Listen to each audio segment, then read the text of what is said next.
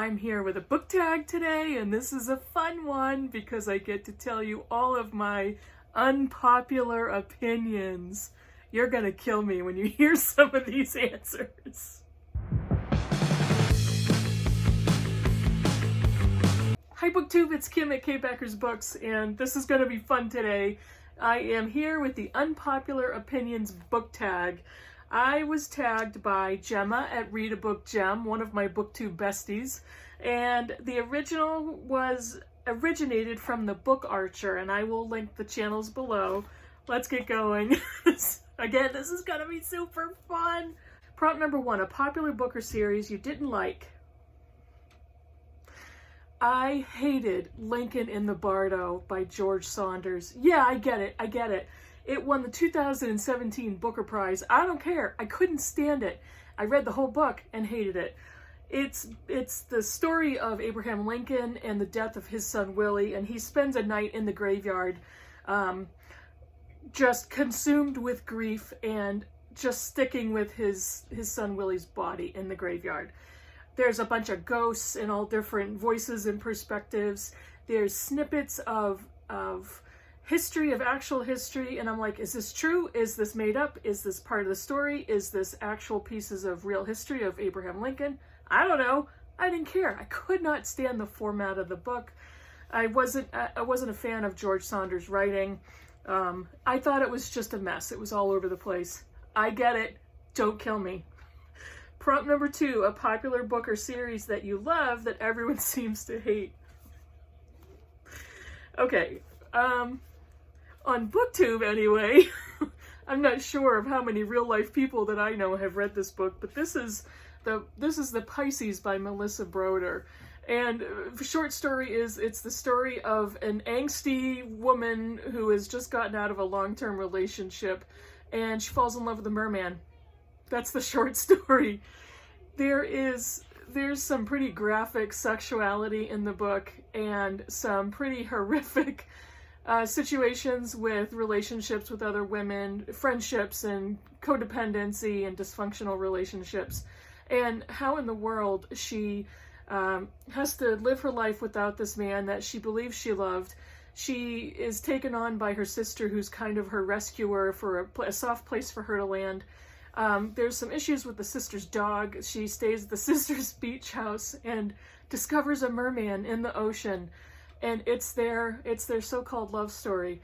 There are times in this book where it is filthy and raunchy and gross, but I loved it. I thought it was hilarious because it's satire. It's satire meant to point out some of the attitudes that women have surrounding needing a man, wanting a man. What does a man mean in our life? Why are we happy or unhappy with certain men? Why do we settle?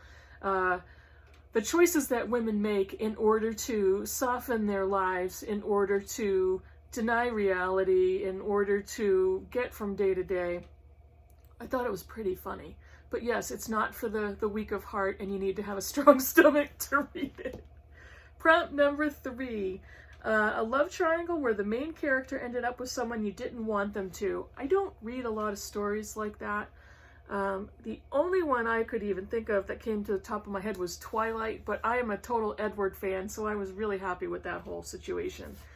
But the other book I thought of is, and this is not a love story, that a triangle that I didn't like, but this is Sense and Sensibility by Jane Austen. And the only thing, this is what, it kind of creeped me out a little bit. This is for Marianne Dashwood and Willoughby and Colonel Brandon. Colonel Brandon is twice her age, and she's a teenager. And I know it's the 1800s in, Victorian England. I get it, but he's a military colonel and falls in love with a 16, 17-year-old girl. And she feels that she's passionately in love with John Willoughby. That's the man she's going after. But Colonel Brandon is the stable, loving, mature influence, and she doesn't fall in love with him until the end of the book. But it's kind of creepy because, again, he's 35, she's like 16 or 17. But it's still one of my favorite books. I know, it's such a weird ambivalence. Whatever. Prompt 4, a popular book genre you hardly ever reach for. Horror/thriller. I do read some thrillers. I like a psychological thriller. I do not like a horrific thriller. And one of the ones I had the worst experiences with, and I only picked it up because a good friend said, this is an excellent book, you have to read it.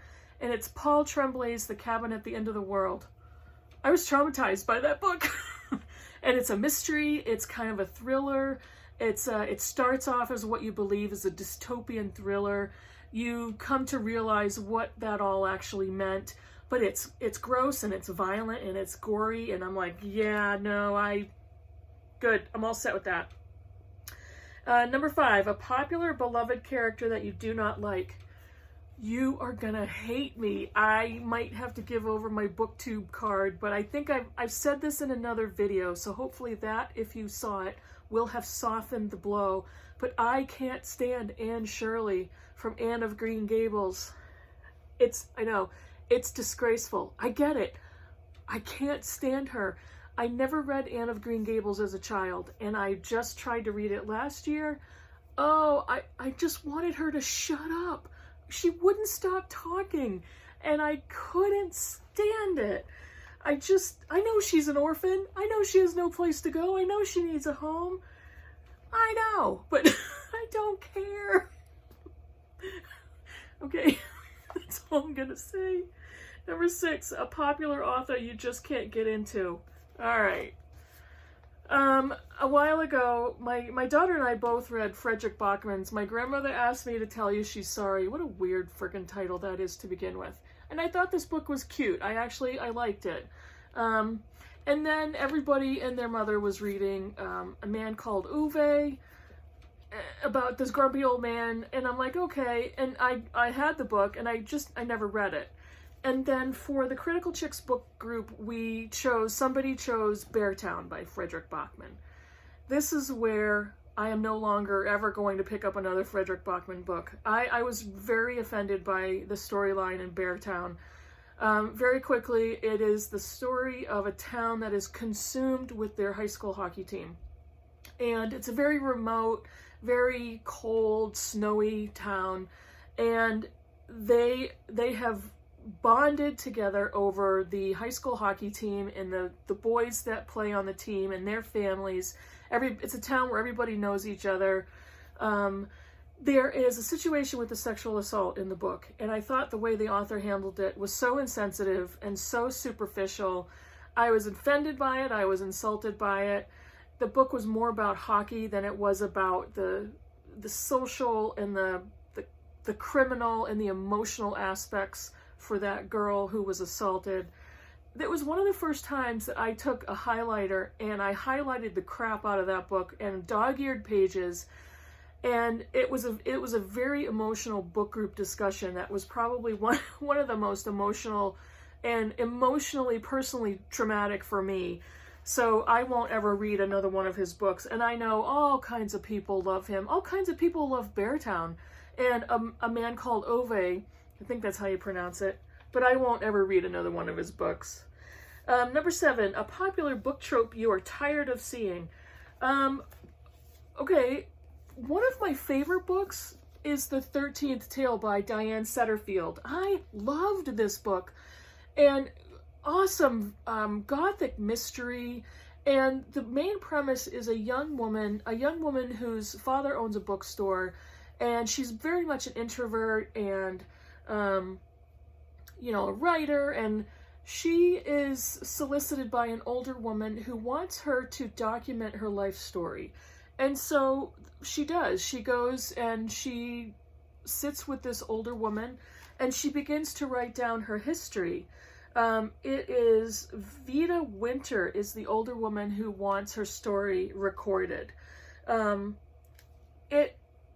Margaret is the young woman who's writing the story, and it's a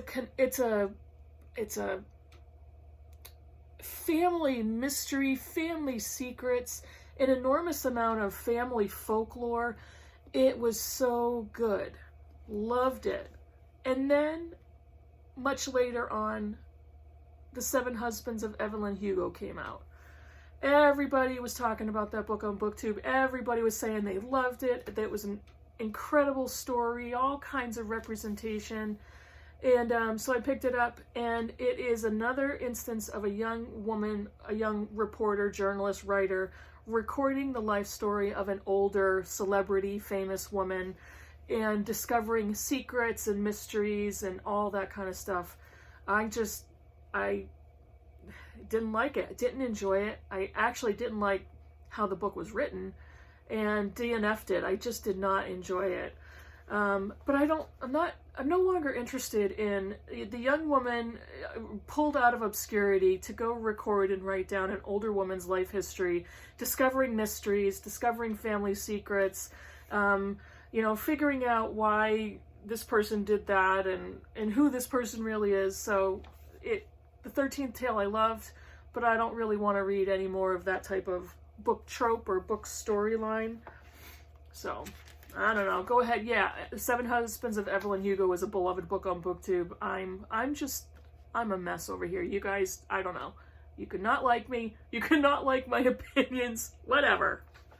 Isn't that the whole point of this tag? Prompt number 8. Popular series you have no interest in reading.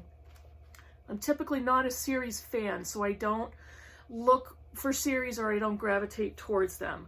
I do own a few, and I have read into several of them, but I tend to be somebody who loses steam in a series. So I have the first book in a very long series, and it's not that I'm not interested in reading it, I think I'm scared to, because I don't want to dislike it, and I don't want to read the first one, get hooked, and then lose steam right in the middle. But this is Louise Penny's Still Life, and this is what's his name? Chief Inspector Armand Gamache. And this is the first book in the mystery series. He's the head of a team of investigators. I have heard nothing but rave reviews about Louise Penny and the whole series, and I know several booktubers who are going through the series and reading one book a month or reviewing one book as they read it. And I really am looking forward to this. Horror and thriller I don't usually like, but mystery I do. But I don't want to dislike it, and I don't want to like it, read a couple books, and then just never go back to it. But series are hard for me because there's so many other books that are typically standalones that I want to read so bad, so I feel like I don't know what to do. I'm usually a very decisive person, but the series mystery things, Louise Penny, I've got William Kent Kruger's books, I've got Anne Cleeve's books. I don't know what to do. I don't know when to start. Number 9, the book is always better than the movie. Which film or TV adaptation do you prefer? Many times on my channel and my videos I've said that I love the Sense and Sensibility adaptations, both the film and the BBC miniseries version. I had issues with the BBC version because the guy that plays Colonel Brandon is the same guy that played the governor in The Walking Dead. I had a difficult time with that, but I got over it. But one of my favorite movies, which is also a book that is one of the rare books that I've read at least a half a dozen times, is The World According to Garp by John Irving. John Irving's one of my favorite authors from many years ago.